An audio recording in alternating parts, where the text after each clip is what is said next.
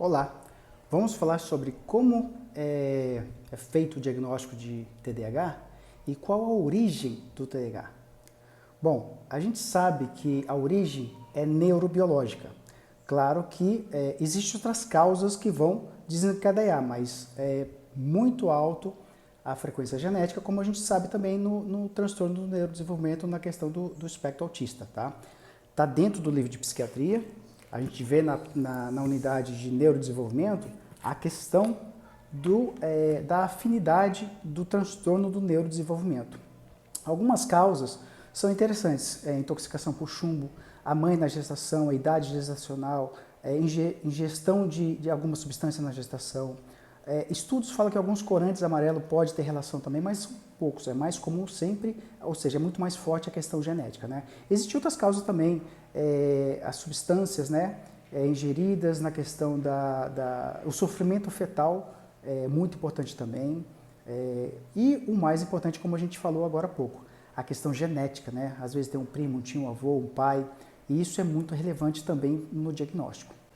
De acordo com o DSM-5, a gente sabe que o TDAH, o transtorno de déficit de atenção e hiperatividade, afeta 5% da população geral. Na fase adulta, o TDAH ainda é comprometido 2,5% desses 5%. Muitos deles não diagnosticados, adaptado na vida profissional, familiar e educacional e emocional principalmente também.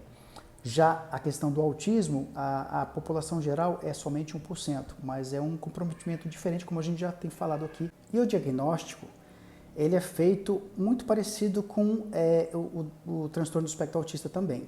Tem que ter os critérios diagnósticos dentro do DSM-5, se não tiver, a gente não pode concluir que é um TDAH. A primeira consulta, sempre a gente pede para não vir a criança, somente os pais ou o tutor. Por quê? Porque a consulta é demorada, mais ou menos uns 50 minutos. A gente pergunta o informe da gestação, como que foi a infância, se tem histórico genético na família, como foi o desenvolvimento, se foi prematuro, se a idade da mãe, se teve sofrimento fetal, como foi o apigar, como foi o desenvolvimento, como foi o motor também, que é muito parecido com o autismo, a pega mamária, como foi o desenvolvimento dos 3 primeiros meses, né, se teve sustentação da cabeça, como foi o desenvolvimento de 6 meses, 1 ano, o transtorno motor. A diferença bem peculiar do TDAH e do TEA é que o TDAH, muitas vezes, ele é menos comprometido. Tá? O autismo, normalmente, ele é mais comprometido na questão do desenvolvimento. Só que casos excepcionais existem, né? Eu tenho crianças, meu filho, por exemplo, ele não teve atraso de nada, né? E com o tempo veio o transtorno do espectro autista. Se tem médico fazendo o diagnóstico com 10 minutos de consulta, sem pedir informe escolar, sem pedir informe terapêutico, tem uma coisa errada aí, tá? Vamos pedir uma segunda, uma terceira, às vezes até uma quarta opinião, porque é muito comum. Outra coisa que a gente pede também, muito importante, se tem alguma dúvida, se você está na dúvida do critério diagnóstico do DSM-5, dos 9 primeiros do critério A, os 9 primeiros da hiperatividade e impulsividade do critério AB, muitas vezes a gente faz necessário pedir uma orientação da neuropsicóloga, que hoje em dia são instrumentos muito importantes para a gente ver os parâmetros, né, do comportamento, a questão dos critérios diagnósticos da característica da criança com TDAH, a impulsividade, hiperatividade, o déficit de atenção, enfim. No Brasil foi feito a tradução de um instrumento muito útil, né? A gente usa muito na infância e adolescência, o SNAP-4. As neuropsicólogas, não é médico, é psicóloga especializada em neurodesenvolvimento, tá? Eles fazem perguntas, de 1 a 18 perguntas, de 1 a 9, se tem 6 critérios presentes, a gente pensa mais no déficit de atenção aí, da 10 até a 18ª, da 10ª a 18ª, a gente vê a questão da hiperatividade e impulsividade aí, e é bem indicativo, mas não é conclusivo. Não esqueçamos que o diagnóstico é clínico. Aí vem o informe escolar, o informe das neuropsicólogas, o informe da história pregressa dos pais, são vários passos, mais ou menos igual o passo para a gente investigar um autismo. E aí lá na frente, claro que a gente pede uma consulta da criança para interagir na sala de consultório, ver como é que ela conversa, como é que ela interage, se ela é muito inquieta, se ela é muito hiperativa, se ela não fica quieta um segundo na cadeira, tá? Que a hiperatividade, o transtorno hipercinético, né, é indicativo nas crianças com TDAH.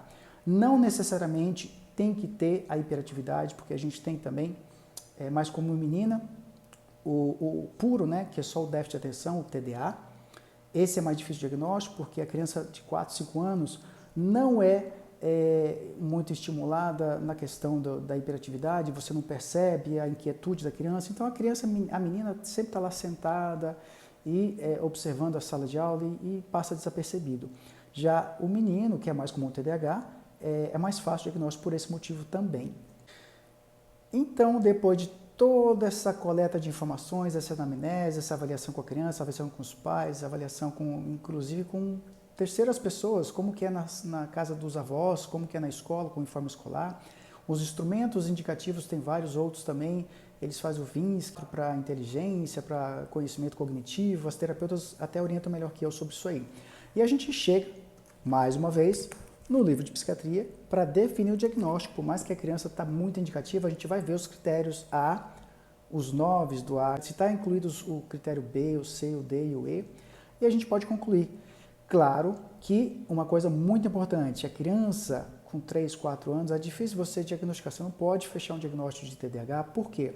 O cérebro está desenvolvendo, com 6 anos ele vai chegar na segunda poda neuronal por volta dos 7, e aí a gente consegue definir um pouquinho se é mesmo a questão da organização, da dificuldade do sono, da questão do processamento neurológico, da neurosinapse da criança, para definir se é um TDAH mesmo ou não. Então a gente não consegue diagnosticar muito novinho. Já o TEA, o autismo, sim, a gente consegue pegar com instrumentos, com avaliações mais idade precoce, certo? Claro que a idade adulta também é um pouco diferente a abordagem, mas é bem comparativa, né? Claro que a gente sempre deve procurar o DSM-5 para ver o critério diagnóstico. Então fica a dica aí sobre como é feito o diagnóstico do TDAH e a origem, né? Que a gente sabe que é neurobiológica, principalmente influenciado por fatores genéticos. E é uma coisa que é de nascimento, você não adquire, você nasceu, você veio com isso.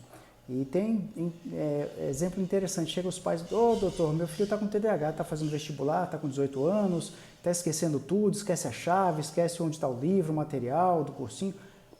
É muito comum, uma ansiedade exacerbada vai trazer um déficit de atenção, um esquecimento, tá? Mas o TDAH, o transtorno de déficit de atenção e hiperatividade, é genético, e a criança nasce com isso. A gente vê desde a gestação, desde o nascimento. Tem estudos falando, interessante, que a criança é mais inquieta na barriga da mãe do que uma criança que não tem TDAH. Bem interessante. Fica uma dica aí, um abraço e até a próxima.